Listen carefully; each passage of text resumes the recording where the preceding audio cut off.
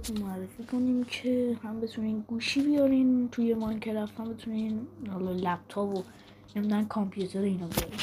دوست داشتین لایک و ساب کنین، دوست داشتین به نازنین خایه هاتون. خب بریم مود معرفی کنم. اصلا مود این بالا براتون میذارم.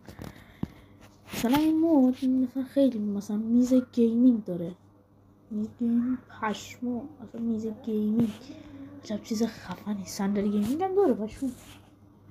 دیگه چی داره؟ میز چوبی داره. حالا این از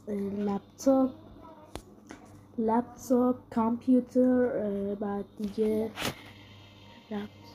داشتم کیس داریم، بعد دیگه موبایل هم حتی داریم، میدونستین؟ حاجی این کیس های قدیمی هم داره.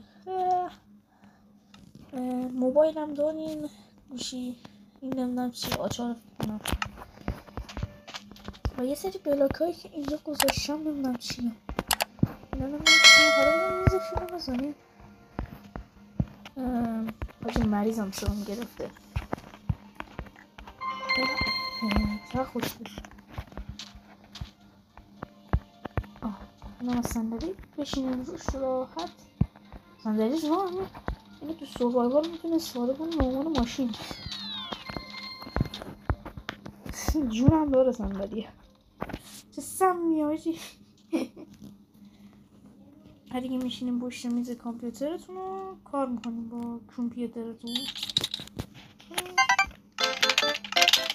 آخه سگو بوده. بعد اگه سوروایوال حالا مثلا سوروایوال باشه خودتون میتونین اینا رو بسازین. حتما نباید کریتیو در بیارین، خودتون هم میتونین اینا رو بسازین.